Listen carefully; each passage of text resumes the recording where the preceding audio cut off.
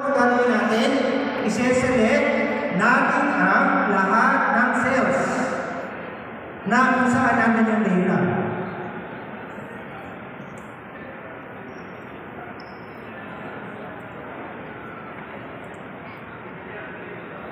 Okay, hinighlight ko po yung data kung saan gagamitin natin sa pivot table. Ang susunod kong step, napaka-simple lang, i-click lang po ang insert pivot, tapos po i-click si pivot table. Ayan na po siya. Nakita niyo po sa dialog box sa ating screen, lumabas na yung hinighlight ko na cell page ang siyang magiging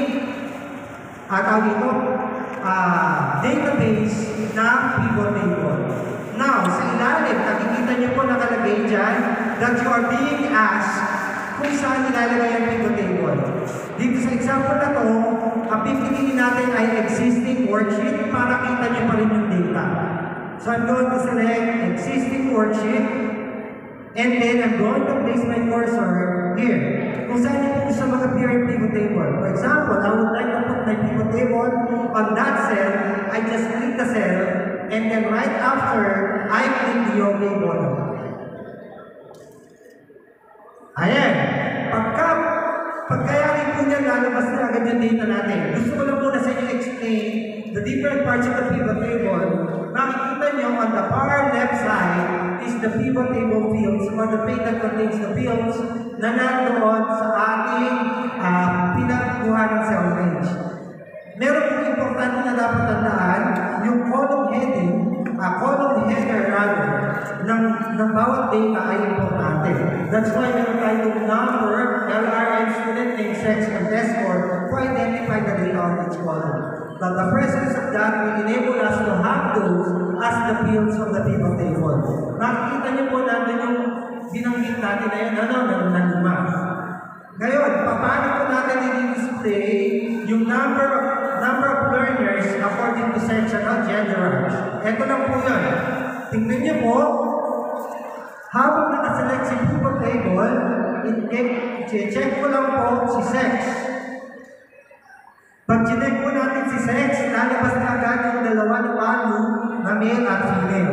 And then after that, we are going to put a check on student name. Pagka chinek po si student name, makikita niyo po na mahahati yung data, nandun na lang ang mga babae at lalaki sa taas. Pero hindi po yan yung gusto natin ma-achieve, gusto natin yung bilang. Kaya mapapansin nyo saan napunta si student name, napunta po siya sa row. Kailangan po mapunta po siya doon sa tinatawag natin values. Itadrag ko lang po, actually pwede natin siya itadrag doon, diretso. Tingnan nyo po, itadrag lang natin. And we are going to have already yung values. Kaya sabi sa inyo, insert pivot table, tapos dalawang click, tapos na. So yun lang po yun. Ngayon naman, kukunin naman natin yung number of test takers. Okay? Number of test takers. Pakita po natin. Gagawa lang po ulit tayo ng panibagong pivot. Okay? So, i-highlight po ulit yung data. Yun po ulit yung umpisa. Ayan, na-highlight na yung data. And then, I'm going to click lang po ulit. Insert pivot table.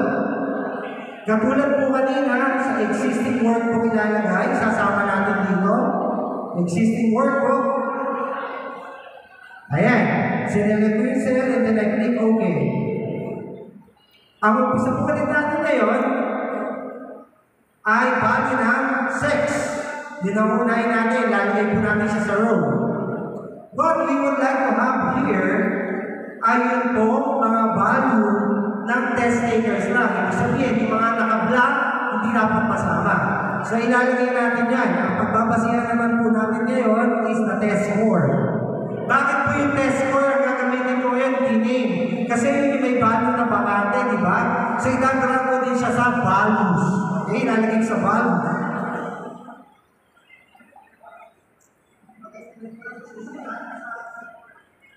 Nakita niyo po, sinunod ko lang sa values, pero ang nakita scores. Papalitan po natin yon ng value. Paano po mapapalitan yung value niyan? Nakikita niyo po siguro sa bandang ilalim, under values, merong drop-down button si sum of scores. Doon po natin siya papalitan ng value at doon po click that.